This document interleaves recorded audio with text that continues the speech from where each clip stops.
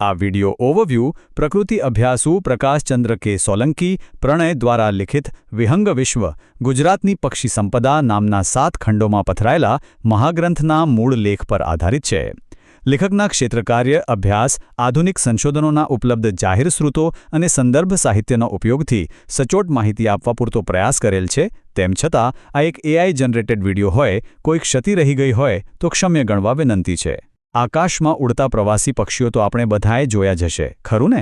પણ આજના આ ઓવરવ્યૂમાં આપણે પક્ષીઓના સ્થળાંતર પાછળના વિજ્ઞાન અને તેમના માર્ગમાં આવતા જોખમો અને પડકારો વિશે એવી વાતો જાણીશું જે કદાચ તમે ક્યારેય નહીં સાંભળી હોય.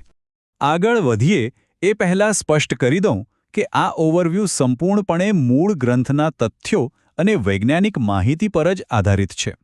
અહીં કોઈપણ પ્રકારના અંગત મંતવ્યો ઉમેર્યા વિના માત્ર અને માત્ર મૂળ લેખમાં આપેલી વૈજ્ઞાનિક માહિતીને સરળ ભાષામાં રજૂ કરવાનો પ્રયાસ કર્યો છે. ચાલો તો ફટાફટ જોઈ લઈએ કે આજે આપણે કયા કયા મુદ્દાઓ પર વાત કરવાના છીએ. 1. અદૃશ્ય સંઘર્ષ. 2. ઊર્જા અને કુદરતી પડકારો. 3. માનવસર્જિત જોખમો. અને છેલ્લે સંરક્ષણની જવાબદારી. તો ચાલો સૌથી પહેલા વાત કરીએ આપણા પહેલા વિભાગની, અદૃશ્ય સંઘર્ષ. તમને ક્યારે એવું લાગે છે કે પક્ષીઓનું સ્થળાંતર એટલે કે માઇગ્રેશન કોઈ મજેદાર ઋતુગત સફર હશે?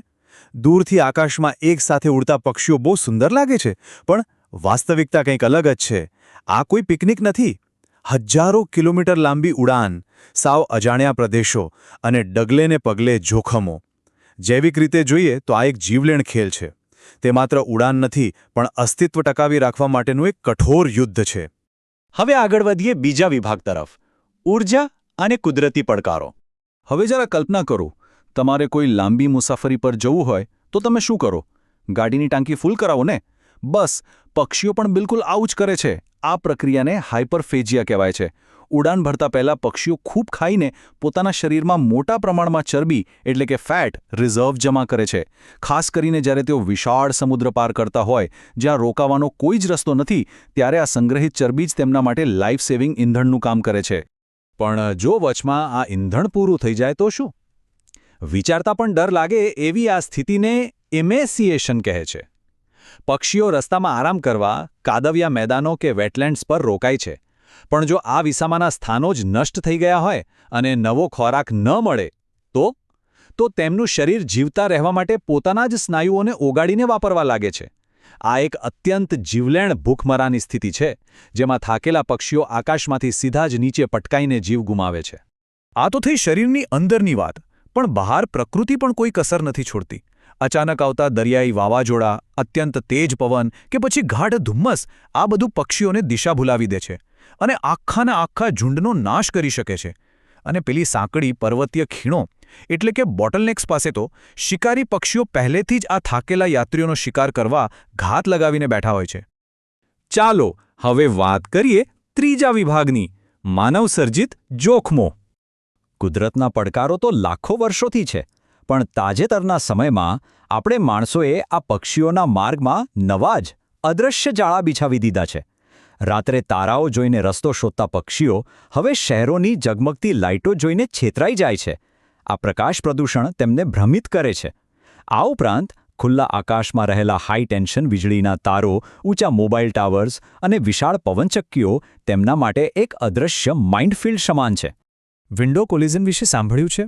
મહાનગરોની પેલી ગગનચુંબી કાચની ઇમારતો પક્ષીઓ માટે એક જીવલેણ ભ્રમ ઊભો કરે છે. કાચમાં જ્યારે ખુલ્લું આકાશ કે વૃક્ષોનો પડછાયો દેખાય છે, ત્યારે પક્ષીઓને લાગે છે કે આગળ રસ્તો ખુલ્લો છે અને તેઓ પોતાની પૂરી ગતિએ એ કાચની ઇમારતો સાથે અથડાય છે. આ ખૂબ જ કરુણ ઘટના છે. મોટાભાગે પક્ષીઓ ત્યાં જ મૃત્યુ પામે છે. અને આ બધું કંઈ ખાલી દૂરના દેશોમાં જ નથી થતું. મૂળ લેખના ડેટા મુજબ આપણા પોતાના ગુજરાતમાં જ જુઓ. કચ્છ અને સૌરાષ્ટ્રમાં, જ્યાં સુરખાબ એટલે કે ફ્લેમિંગો અને ઘોરાડ જેવા મોટા કદના પક્ષીઓ જોવા મળે છે, ત્યાં અણઘડ રીતે ગોઠવાયેલા હાઈટેન્શન વીજળીના તારો તેમના માટે કાળ બની ગયા છે. આ પક્ષીઓ વજનમાં ભારે હોય છે, એટલે ઉડતા ઉડતા અચાનક બ્રેક મારીને દિશા નથી બદલી શકતા અને વાયર સાથે ટકરાઈને મોતને ભેટે છે. આટલું ઓછું હોય તેમ હજારો કિલોમીટર કાપીને વિસામો લેતા પક્ષીઓનો ગેરકાયદેસર શિકાર પણ થાય છે. પણ અહીં એક આશાનું કિરણ પણ છે. ભારતના નાગાલેન્ડમાં અગાઉ અમૂર ફાલ્કન પક્ષીઓનો બેફામ શિકાર થતો હતો, પણ જાગૃતિ અભિયાનો દ્વારા હવે તે સંપૂર્ણપણે અટકી ગયો છે. એટલે જો આપણે ધારીએ તો આ બચાવ બિલકુલ શક્ય છે. હવે એક તરફ જુઓ સ્વસ્થ અને સુરક્ષિત વેટલેન્ડ્સ છે, જ્યાં કોઈ ઝેરી તત્વો નથી, અને બીજી તરફ આપણી આધુનિક ખેતીની જમીનો છે. ખેતરોમાં છંટાતી ઝેરી દવાઓ એટલે કે પેસ્ટિસાઇડ્સ જીવજંતુઓ મારફતે પક્ષીઓના શરીરમાં પ્રવેશે છે અને ધીમા ઝેરનું કામ કરે છે. એક તો ઔદ્યોગિકરણને કારણે રહેવાની જગ્યાઓ છીનવાઈ રહી છે, અને ઉપરથી આવો ઝેરી ખોરાક, આ બંને ભેગા મળીને થાકેલા પક્ષીઓની આખીને આખી પેઢીઓને ખતમ કરી રહ્યા છે. રોગોનો ફેલાવો એ પણ એક શાંત છતાં અત્યંત જીવલેણ ખતરો છે. અવિરત ઉડાનને કારણે પક્ષીઓની ઇમ્યુનિટી એટલે કે રોગ પ્રતિકારક શક્તિ સાવ નબળી પડી જાય છે. હવે જળાશયો સુકાઈ રહ્યા છે એટલે થોડી જ જગ્યામાં લાખો પક્ષીઓ ભેગા થવા મજબૂર બને છે. આવી ભીડભાડવાળી જગ્યાઓ પર એવિયન ઇન્ફ્લુએન્ઝા એટલે કે બર્ડ ફ્લૂ જેવા વાયરસ જંગલની આગની જેમ એકબીજામાં ફેલાવા લાગે છે. ગ્લોબલ વોર્મિંગની એક બહુ જટિલ અસર પણ જોવા મળે છે, જેને ટ્રોફિક મિસમેચ કહેવાય છે. આને જરા ધ્યાનથી સમજો. આબોહવા પરિવર્તનને કારણે વસંત ઋતુ વહેલી આવી જાય છે, એટલે જીવજંતુઓ અને ઈયળો પણ વહેલા જન્મે છે. પણ માઇગ્રેટ કરતા પક્ષીઓ તો તેમના હજારો વર્ષ જૂના સમયપત્રક મુજબ જ પ્રજનન સ્થળો પર પહોંચે છે. પરિણામ, તેઓ આવે ત્યાં સુધીમાં ખોરાક પહેલેથી જ પૂરો થઈ ગયો હોય છે, અને આ જૈવિક અસંતુલન નવા જન્મેલા બચ્ચાઓ માટે વ્યાપક ભૂખમરાનું કારણ બને છે. તો હવે વાત કરીએ આપણા ચોથા અને અંતિમ વિભાગની, સંરક્ષણની જવાબદારી. આ બધું જોયા પછી એક ગંભીર પ્રશ્ન જરૂર થાય કે શું આ વૈશ્વિક યાત્રાને આપણે બચાવી શકીશું? આનો જવાબ આપણા જ હાથમાં છે. જો આપણે વેટલેન્ડ્સ સુકાતા અટકાવીએ, રાત્રિના પ્રકાશ પ્રદૂષણને નિયંત્રિત કરીએ, કાચની ઇમારતોને પક્ષીઓ માટે સુરક્ષિત બનાવીએ અને શિકાર તથા ઝેરી રસાયણો પર રોક લગાવીએ, તો જ આ પક્ષીઓનો પ્રાચીન આકાશી રસ્તો સલામત રહેશે.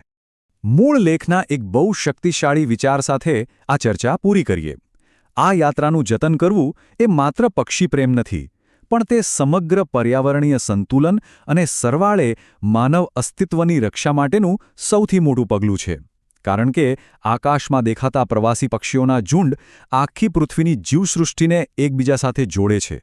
આ ઓવરવ્યૂમાં જોડાવા બદલ આપનો ખૂબ ખૂબ આભાર. અને છેલ્લે એક વિચાર કરતા જજો કે આવનારી પેઢીઓ માટે આપણે આકાશ કેવું મૂકીને જવું છે? પક્ષીઓના કલરવથી ગુંજતું કે સાવ સૂમસામ?